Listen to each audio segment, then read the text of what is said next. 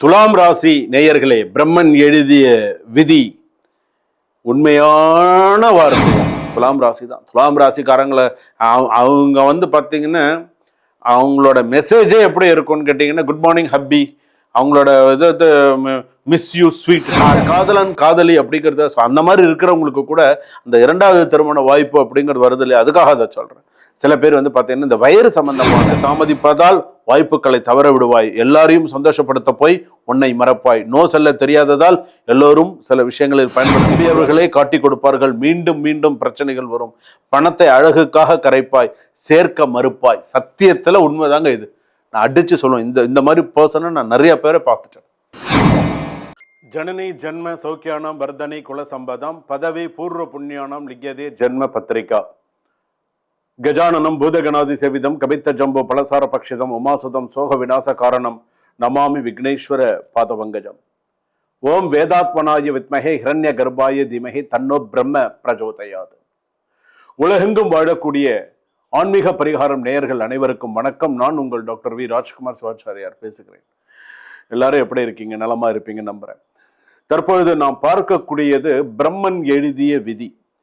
இந்த 12 ராசிக்கு எப்படி இருக்கும் அப்படிங்கிறத நம்ம பார்க்க போறோம். இந்த பிரம்மன் எழுதிய விதி அப்படின்னு சொல்லும்போது, இந்த பிரம்மன் அப்படின்னு நம்ம சொல்லும்போது நம்ம என்னென்ன விஷயங்கள்லாம் நம்ம சொல்லலாம் அப்படின்னு கேட்டா, உன்னுடைய சில பேருக்கு பார்த்தீங்கன்னா நம்ம பிறந்த நேரத்திலேயே ஒரு விதி, ஒரு பாதை உருவாக்கி வச்சாச்சு, இதுதான் பாதை வரைந்து வைக்கும் அப்படின்னு சொல்லுவாங்க.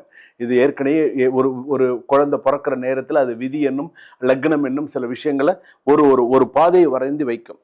யாருக்கெல்லாம் அது சுலபமாக கிடைக்குது, யாருக்கெல்லாம் அது எவ்வளோ கஷ்டப்பட்டாலும் தடங்கள் ஆகுது அப்படிங்கிறது தான் அதில் முக்கியமான விஷயமே. அதுலேயும் பார்த்தீங்க அப்படின்னு சொன்னால் எல்லாருக்குமே பார்த்தீங்கன்னா கடைசி நேரத்தில் சில பேருக்கு சக்ஸஸாக இருக்கும், சில பேர் ஆரம்பத்திலே சக்ஸஸ் பண்ணிடுவாங்க, சில பேருக்கு தோல்வி தான் வெற்றிக்கு முதல் படியாக சில பேருக்கு அமையும்.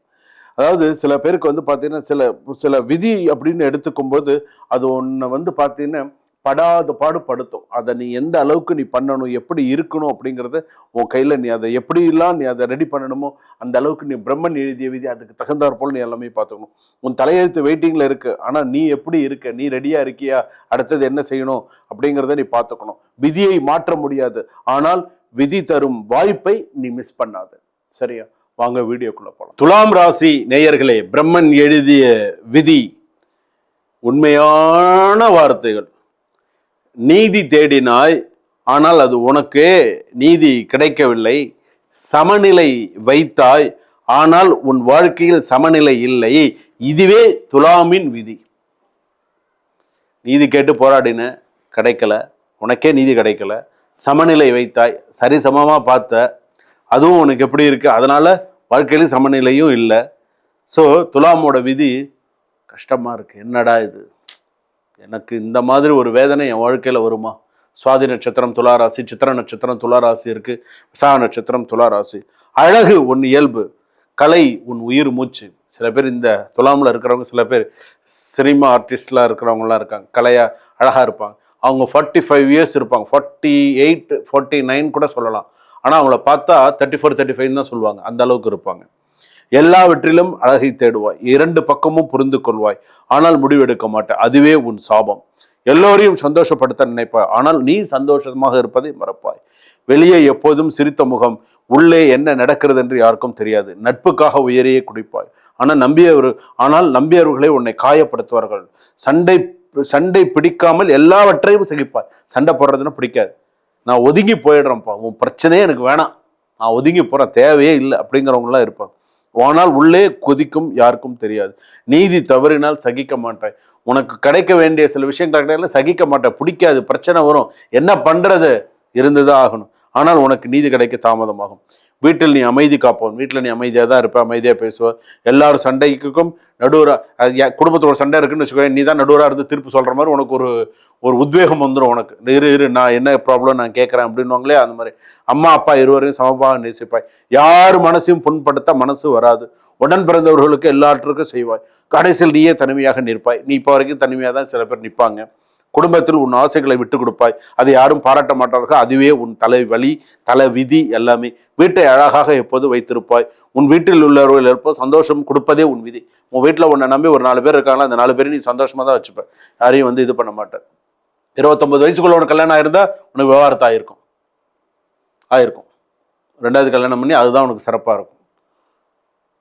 இல்லைன்னா ஒய்ஃபு வந்து இப்போ நம்ம அந்த ரிலேஷன்ஷிப்லாம் சொல்கிறோம் இல்லையா, அந்த மாதிரி ஏதாவது ஒரு பிரச்சனை, அந்த மாதிரி 29லேருந்து 36 வயசுக்குள்ளே திரும்ப வாழ்க்கையில் சில சோதனைகள் வரும், பெரிய சூழ்நிலைகள் வரும், பிரச்சனைகள் வரும், கவனமாக இருக்கும். விவாகரத்து வாய்ப்பு துலாமிற்கு அதிகம், ரொம்ப அதிகமாகவே தான் இருக்கும். ரொம்ப கவனமாக. சில பேருக்கு குழந்தை இல்லாமல் விவாகரத்து ஆகும், சில பேருக்கு குழந்தையோடு விவாகரத்து ஆகும். ஏனென்றால் எல்லாரையும் சந்தோஷப்படுத்த, ஆனால் உன்னை மட்டும், அதாவது துலாம் உலகிலேயே சிறந்த காதலன் காதலி அப்படின்னு சொல்லலாம். இரண்டாம் சில பேருக்கு அந்த மாதிரி இருக்கிறவங்களுக்கு தான் சில பேருக்கு திருமணம், இரண்டாவது திருமணமும் வரலாம். உலகத்திலேயே சிறந்த காதலன் காதலி யார் தெரியுமா?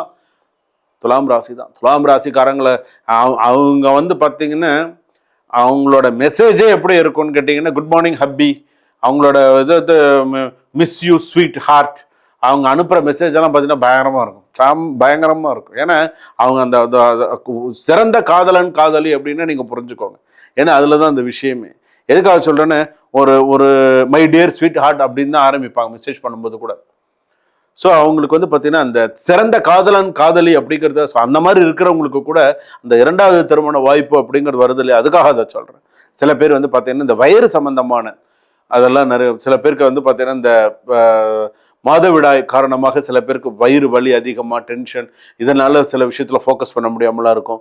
சில பேருக்கு கிட்னி சம்மந்தப்பட்டது பாதிக்கும். சில பேருக்கு இப்போ அந்த அந்த அந்த வயிறு சம்பந்தமான இடத்துல பாதிப்புகள் சில பேருக்கு அதிகமாக இருக்கும். சில பேருக்கு 28 வயசுலேருந்து 38 வயசுக்குள்ள சில பேருக்கு முதுகு வலி அதிகமாக இருக்கும். சில இடுப்பு வலி, ஸ்லிப் டிஸ்க் வரும் சாத்தியம் உண்டு. அந்த ஸ்லிப் டிஸ்க் அப்படின்னு சொல்லுவாங்க கீழே, அது நீண்ட நேரம் நிற்பதோ உட்காருவதோ கவனம் தேவை. அதிலெல்லாம் கொஞ்சம் மனநலம், மென்டல் ஹெல்த் 27லேருந்து 37, அன்சிட்டி, டிப்ரெஷன் கண்டிப்பாக உண்டு. சில பேருக்கு டயபிட்டிஸ் வரதுக்கான வாய்ப்பு நிறையா இருக்குது. சில பேருக்கு 45 வயசுலேருந்தே டயபிட்டிஸ் ஸ்டார்ட் ஆகிடும். இதிலெல்லாம் கவனமாக இருங்க. அதான் ஃபேட்டி லிவர் அப்படின்னு சொல்லுவாங்க, சாத்தியம் உண்டு. ஹார்ட் ரிலேட்டடாகவும் வாய்ப்புகள் நிறையா உண்டு. ரத்த அழுத்தம் தொடர்ந்து கவனிக்கவும். கிட்னி கேன்சர் வரதுக்கான வாய்ப்பு உண்டு. அது ஓவரியன் கேன்சர் அப்படின்னு சொல்லுவாங்க, இதுக்கும் சான்சஸ் நிறையா இருக்குது. 49லேருந்து 57 வயசுக்குள்ளே கவனமாக இருக்கணும். ஆண்டுதோறும் பாடி செக்அப்லாம் பண்ணிக்கோங்க. கரெக்டாக சில விஷயங்கள்லாம் கரெக்டாக செக் பண்ணிக்கோங்க. சில பேருக்கு 14 வயசுக்குள்ளே சிறு ஆப்ரேஷன் நடந்திருக்கும். சில பேருக்கு 35 வயசுக்குள்ளே இருக்கும். சில பேருக்கு 50 வயசுக்குள்ளே, சில பேருக்கு 66, அதிகபட்சம் 69 வயசுக்குள்ளே. வீடு வாங்குறது, வீடு கட்டுற யோகம். சில பேர் வாடகை வீட்டுக்கு இருக்கக்கூடாது. வடக்கு திசை வாசல் என்றைக்குமே அதிர்ஷ்டம், நல்ல யோகமாக தான் இருக்கும். ஆனால் சில பேர் 33 வயசுக்குள்ளே சொத்தை இழந்துருவாங்க. நண்பர்கள் மூலம், சொத்து மூலம் சில பேர் 33 வயசுக்குள்ளே சில பேர் இழந்துருவாங்க. சில பேர் 42 வயசுக்குள்ளே சில பேர் சொத்துக்கள் சில விஷயங்களாக இழந்துருவாங்க. இந்த மாதிரி யாரை நம்பி கையெழுத்து போடாத, யாரை நம்பி இது பண்ணாது, கவனமாக இருக்கும். உன் அழகான மனசு உலகையே வசப்படுத்தும். உன் நீதி உணர்வுகளை உயர்த்தும். கலையில் உன் திறமை தனித்தன்மையானது. உன் சிரிப்பு எல்லோரும் மனசையும் மாற்றும். அதாவது தோல்வியிலையும் அழகாய் நிற்பாய். துலாமின் மிகப்பெரிய வலிமை, கடைசியில் வெற்றி உனக்கு. ஏனென்றால் உன் மனசு தூய்மையானது. நெகட்டிவான விஷயமும் நான் சொல்றேன், முடிவு எடுக்க தாமதிப்பதால் வாய்ப்புகளை தவற விடுவாய். எல்லாரையும் சந்தோஷப்படுத்த போய் உன்னை மறப்பாய். நோ சொல்ல தெரியாததால் எல்லோரும் சில விஷயங்களில் பயன்படுத்தி கொள்வார்கள்.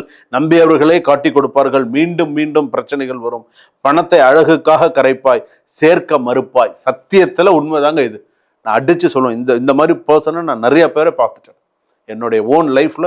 நான் நிறைய பேர் இந்த மாதிரி ஒரு வார்த்தையை நான் நிறைய சொல்லுவேன். பணத்தை அழகுக்காக கரைப்பாய், சேர்க்க மறுப்பாய். உண்டா இல்லையா? அந்த துலாம் ராசியில் இருக்கக்கூடிய பெண்கள் அழகுக்காக காசு எவ்வளோ ஆனாலும் பரவாயில்லன்னு அதை வாங்கி அதை செலவு பண்ணி அது, ஆனால் சேர்த்துக்கிறதுக்குன்னா மட்டும் மனசு வராது. உன் வழியை சொல்லாமல் வெளியே வைப்பா, மனசு வாடும். ஸோ இதெல்லாம் இருக்கு. துலாமே நீதி தேடினாய், ஆனால் உனக்கே நீதி கிடைக்கும். தாமதமாக வரும், ஆனால் நிரந்தரமாக நிற்கும். உன் விதியை வெற்றி உலகம் உன்னை அழகாக அம்சமாக ஒரு நாள் வச்சிருக்கும். ஆனால் அதுக்கு நான் சொல்ற கோயிலுக்கு போயிட்டு வா. அதாவது மணிமூர்த்தீஸ்வரர் ஆலயம்னு இருக்கு. மணிமூர்த்தீஸ்வரர் ஆலயம் எங்க இருக்குன்னு செக் பண்ணுங்க. மணிமூர்த்தீஸ்வரர் ஆலயம், இதை செக் பண்ணுங்க. இந்த கோயிலுக்கு போயிட்டு வாங்க.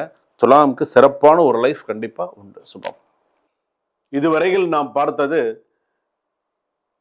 பிரம்மன் எழுதிய விதியில் 12 ராசிகளுக்கான பொது பலன்கள். இந்த பிரம்மன் எழுதிய விதி இப்படியெல்லாம் இருக்கும், இந்த மாதிரி எல்லாம் தான் இருக்கும், இதெல்லாம் தான் நிதர்சனமான உண்மை, இதெல்லாம் தான் சரியான விஷயம் அப்படின்னு சொல்லி, அதாவது அந்த பிரம்மன் அப்படின்னு சொல்லக்கூடிய அந்த ஒரு சில விஷயங்களை வைத்து 12 ராசி அதே போல் 9 கிரகம், அதே போல் 27 நட்சத்திரங்களை உட்கொண்டு இவங்க இந்த நட்சத்திரத்தில், இந்த ராசியில், இந்த பாதத்தில், இந்த நேரத்தில் இவங்க பிறந்திருந்தால் இவங்களுக்கு எப்படியெல்லாம் இந்த விதிவசம் எப்படியெல்லாம் இவங்களை போட்டு படாத பாடு படுத்துறது இவங்களுக்கு எப்படியெல்லாம் இருக்குது அப்படிங்கிறத நிறைய விஷயங்கள் இதில் சொல்லியிருக்கேன். மேஷ ராசியிலிருந்து மீனராசி பரியந்தம் சொல்லியிருக்கேன். அப்போது நீங்கள் அதில் உங்களுக்கு எந்த அளவுக்கு சில விஷயங்கள்லாம் சரியாக இருக்குது அப்படிங்கிறத சொல்லுங்கள். இதில் உங்களுக்கு ஏதாவது சந்தேகங்கள் இருந்தால் கீழே டிஸ்கிரிப்ஷனில் நம்பர் இருக்குது. உங்களுக்கு ஒரு ஜாதக ஆலோசனை வேணுமா, ஜாதகம் பார்க்கணுமா, ஜாதகத்தில் இருக்கக்கூடிய சந்தேகங்கள் இருக்கா, இந்த பிரம்மன் எழுதிய விதியில் உங்களுக்கு சந்தேகம் இருக்கா, அல்லது நான் சொன்ன விஷயங்கள் உங்களுக்கு எல்லாமே பளிச்சிருந்து எல்லாமே சரியாக இருக்கா, என்ன அப்படிங்கிறத கமெண்ட்டில் சொல்லுங்கள். கீழே டிஸ்கிரிப்ஷனில் எல்லாம் நம்பர் இருக்குது. நீங்கள் எப்போ வேணாலும் என்னை தொடர்பு கொண்டு நீங்கள் நிச்சயமாக என்னிடம் நீங்கள் பேசலாம். ஒரு நேரத்தை ஃபிக்ஸ் பண்ணிக்கோங்க. ஒரு டைம் ஃபிக்ஸ் பண்ணிட்டு, ஒரு அப்பாயின்மெண்ட் ஃபிக்ஸ் பண்ணிட்டு இந்த டைமில் நீங்கள் எங்கிட்ட பேசுனீங்கன்னா, இந்த பிரம்மன் எழுதிய விதி நான் பார்த்தேன் இந்த ஆன்மீக பரிகாரம் சேனலில், சார் இதெல்லாம் எனக்கு சரியாக இருந்தது, ஸோ நான் மேற்கொண்டு நான் சில விஷயங்கள் நான் தெரிஞ்சுக்க விரும்புகிறேன், இப்போ நான் இதெல்லாம் ஃபேஸ் பண்ணிட்டு இருக்கேன் அப்படிங்கிற விஷயமும் நீங்கள் என்கிட்ட சொல்லுங்கள். அது எப்படிங்கிறத நம்ம கண்டிப்பாக பார்ப்போம். இந்த ஆன்மீக பரிகார இந்த சேனல் பார்த்திங்கன்னா கடைசி வரைக்கும் ஸ்கிப் பண்ணாமல் பாருங்கள். அப்போ தான் உங்களுக்கு குருக்கள் கடைசியாக குருஜி உங்களுக்கு என்ன பரிகாரம், எந்த ஆலயம் செல்ல வேண்டும் என்பதை வரையில் சொல்லியிருக்கேன். ஸோ இந்த பிரம்மன் எழுதிய விதிக்கு இந்த ஆலயம் சிறப்பு அப்படிங்கிறது இருக்குது. ஸோ அதே மாதிரி பண்ணுங்கள். சுபம்.